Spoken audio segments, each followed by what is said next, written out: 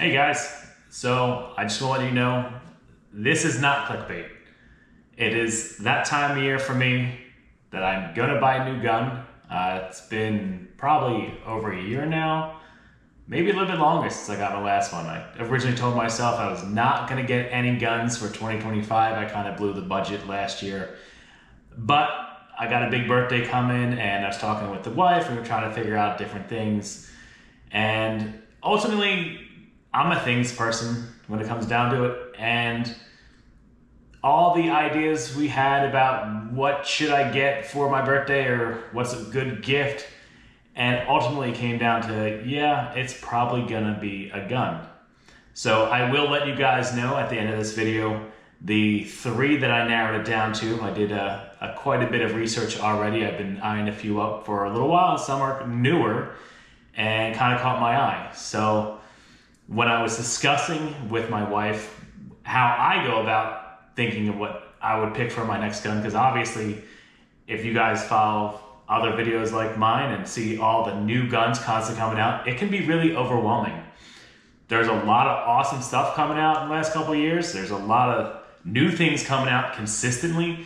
So from a consumer perspective, it can be quite overwhelming. So I try to make it a little bit of a list of how I break it down. So there's a couple key criteria that I look for when I'm about to make a purchase, and that really helps it, separate the millions down to maybe a dozen. And I will say, the very first one for me is purpose. So for me, when I'm looking for, I want a new carry. But obviously, if you're looking for a carry or a nightstand gun or just something really fun on the range, those kind of parameters are really going to affect what type of gun you'd be looking for, because that's going to have different features, different size, different caliber, and that will really narrow the search down the most. For me personally, I like to be practical. I've definitely bought a few guns in the past years that I don't use that often. Some were ones I really wanted, like my Kimbra 1911. Fully admit, I wanted that gun since I was like 18 years old. I remember reading it in a magazine that's what the LAPD SWAT team used, and I'm like, that gun is so freaking cool, I gotta have it. And it never left my mind. And one day I was in the shop local and I saw one that was gorgeous.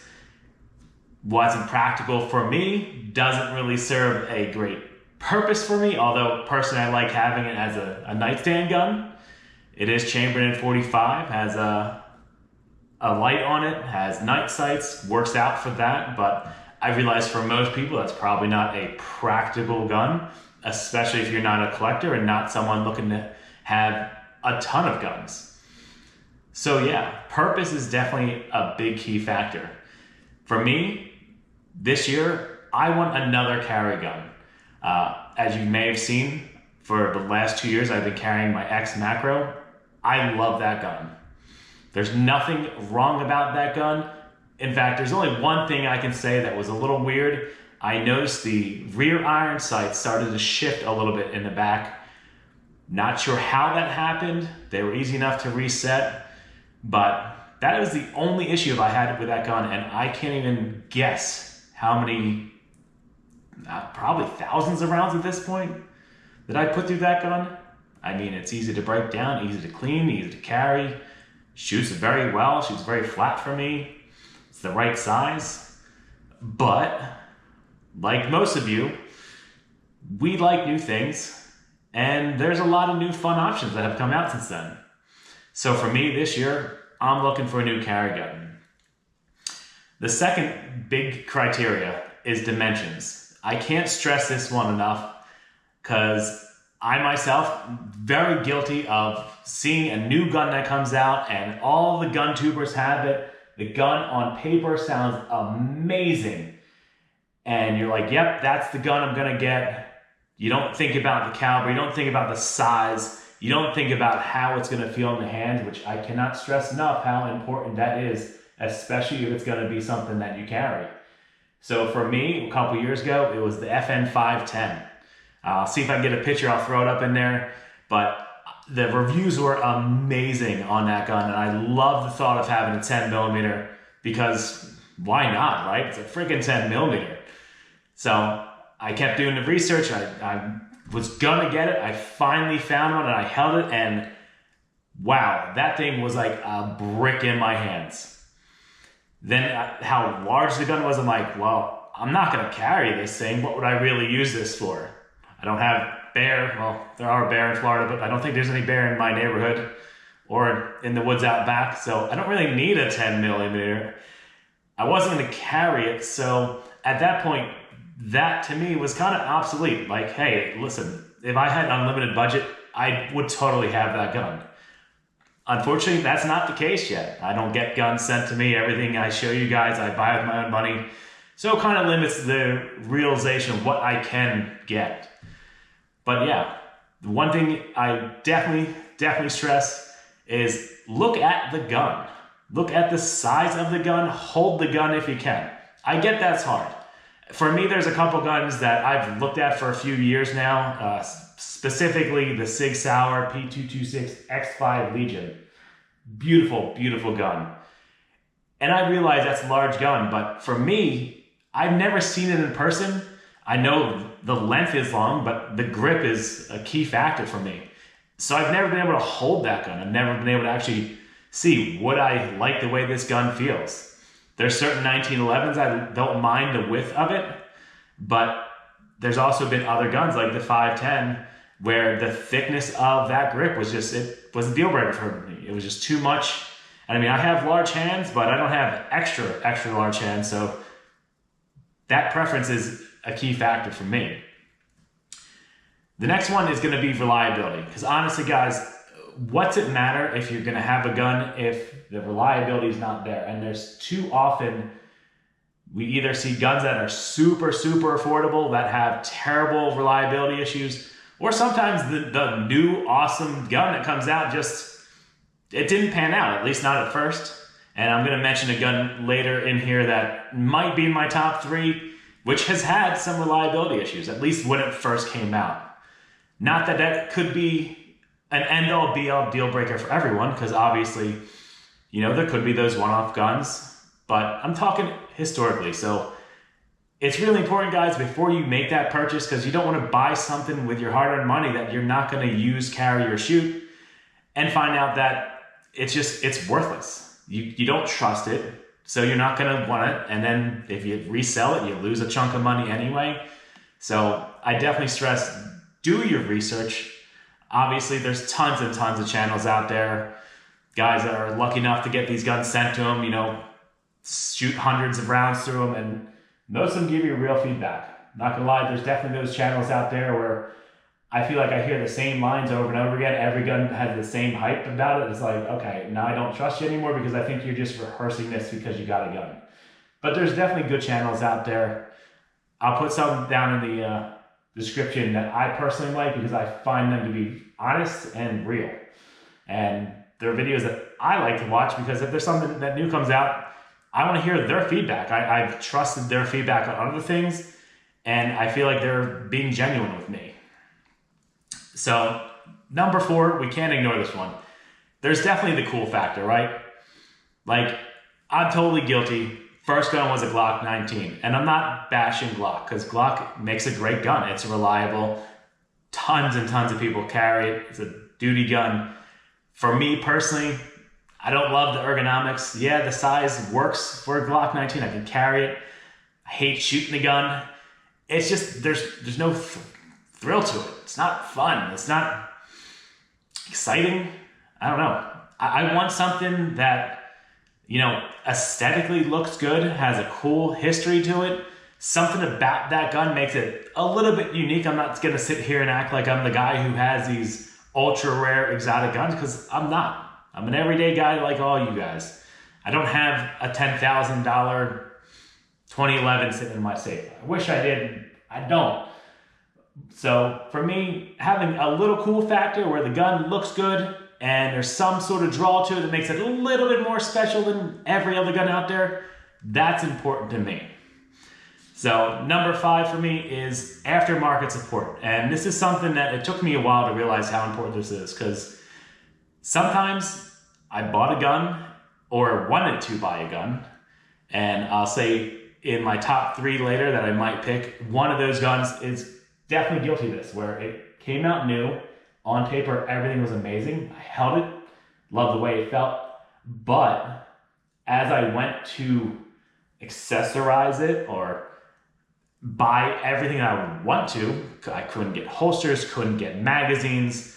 There were a lot of limitations. I mean, this gun came out a year ago, and still, if I go to build it on the website, there's still things that I can't get. So it really ruins it for me. And when I go shopping holsters, there's a very limited variety, if any, especially from brands that I would know and trust.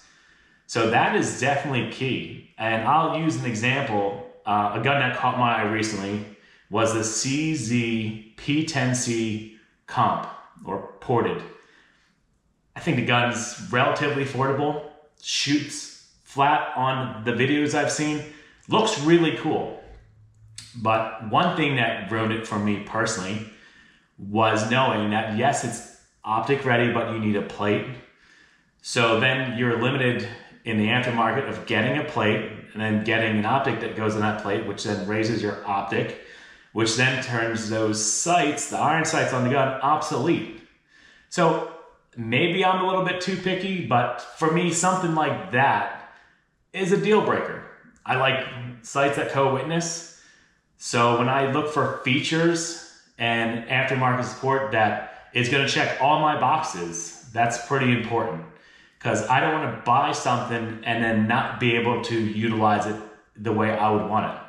Again, I'm not sent these guns. I have to save up for these guns. So I want to make sure I'm making the right purchase. I'm taking the time to check everything out before I finally pull the trigger. No pun intended. And lastly, cost. We can say cost versus value, right? Because everyone's situation is going to be different. Some people might look at a gun that's $2,000 and say, hey, that's not a lot. Other people, that's a pipe dream, right? To spend that kind of money on a gun is never possible with everything else going on.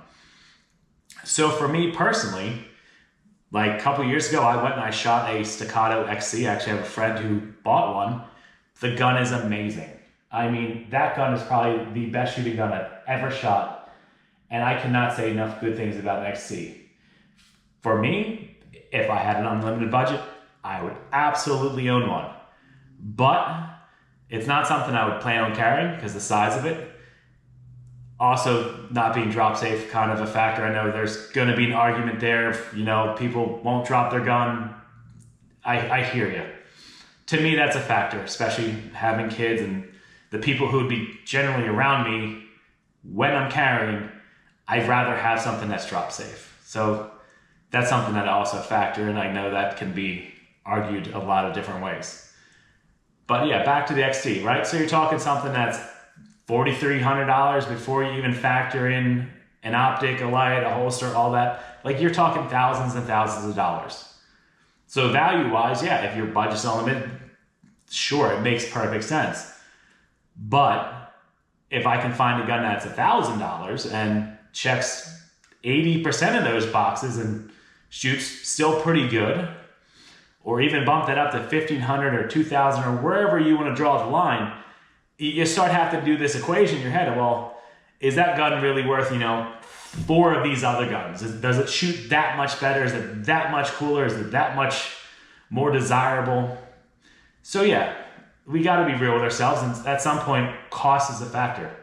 And I'm sure there's plenty of people out there who are going to just say, F it, I want it, swipe it away, and let's have it. Cool, if that works for you, that works for you. Me personally, in my own financial beliefs, I try not to accrue debt if I don't have to. I enjoy saving up for something when I want it. It means a little bit more to me after I've put that time into save up, and it makes that purchase more enjoyable, honestly. So those are the 6 things I look for, guys. Now let's talk about the 3 guns that I narrowed this list down. So the first one came out a little bit, I think it was about a year and a half ago they first started talking about, is the Staccato C. It was right around the time I shot other Staccatos, And this was new. It was based off the CES, which was only 3.5 inches. It was now 4 inches. You could opt in for the shorter grip, which was similar in size to a Glock 19. So I knew the size worked. And I knew the gun would shoot well because of the staccato. I mean, it's not going to be the XC, but it's still, they shoot pretty damn good. But I don't know. I don't know if that's going to work for me. There's definitely pros and cons. I love the gun. Even just the other day, I went to build it on their website, and there were certain things I still could not get. There's still certain holster companies that don't make a holster for it. So, can I get it? Sure. Will it have everything I need right away? Probably not. So I don't know. It's definitely a consideration, although it's definitely on the way more expensive side for what I would want to spend on a gun. My second choice also came out about a year ago. I've been following long-term reviews. That is the SIG Sauer P365 fuse. If you guys have not looked into that gun, it's basically a 365, has the same grip as a macro, but has a 4.3 inch barrel, so you get a longer slide. There is no comp. I think if they came out with one like that, that would be pretty freaking cool. Or if they did it in a Legion, that would probably be like, definitely would be my decision right there. But let's be honest, a lot of reviews that came out for that gun when it first came out weren't that great. There were a lot of failure to feed issues, and that to me, when it right back to reliability, it's like, did they fix it? Some videos say they have, some videos say they haven't. So then it's me taking a gamble. Granted, the gun's a lot cheaper than the staccato and cheaper than my third choice, but how many rounds do I have to put through it first to feel comfortable and say, okay, I'm going to carry this gun? That's really something that, ultimately you as the user can decide. So, pros and cons of that too. And the third one is a more recent one. It's the CZ Shadow 2 Carry. Aesthetically, when I saw this gun, it's just beautiful. The black on black, super nice looking gun. CZ Shadows historically have a great background of being reliable, being accurate. This is a 4 inch, similar in size to a Glock 19. And I own a CZ P07, which is almost the same dimensions as that gun. If I'm not mistaken, the only difference in that and the new Shadow is it has a better trigger, it's all aluminum, and it's optics ready. There may be some more things in there that I'm missing, but that's the gist of it. So that actually is the reason why I recently went to the range to shoot my CZ, to see how I enjoy the feel of that gun. Because I've not yet been able to actually hold that gun in my hand, unlike the other two. So there's that, holding me back on that option as well. Pros and cons, on paper, sure, it checks everything, sounds great.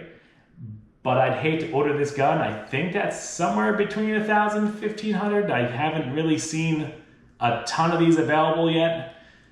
Aftermarket support's definitely there because it's very similar to the compact that came out a year or two ago. So that part is good. But I still want to hold it. I want to see how it feels, how much the ergonomics fit in my hands, and would it realistically be something I would carry. So I hope that kind of helped you guys learn how I look at this in what I would think is a pretty relatable way. And this way you guys can apply it to your own situation next time you guys buy a gun. Because I'd hate to see you guys go out there and save up your hard-earned money and get something that you don't like, you're never going to use. Because there's no worse feeling than buyer's remorse. So take a little bit of time, research what you're going to get, go check it out in person if you can, and let me know. If there's a gun that you guys think is something I should consider, I have about, a month or two until I'm going to make this purchase, and you guys will definitely see it when I get it. But let me know. I'm open to other ideas. If there's something I'm missing, please tell me what that gun is. what you like about it, why I should consider it. Again, I'm looking for a new carry, so it's got to be in that same size parameter that I mentioned with the others. But I definitely want to know. I'm not a person who's limited to certain brands at all. I like learning new firearms. I like trying out different brands. So tell me what you guys think. I appreciate you guys watching this video, and I'll let you know what I pick soon. Have a good one.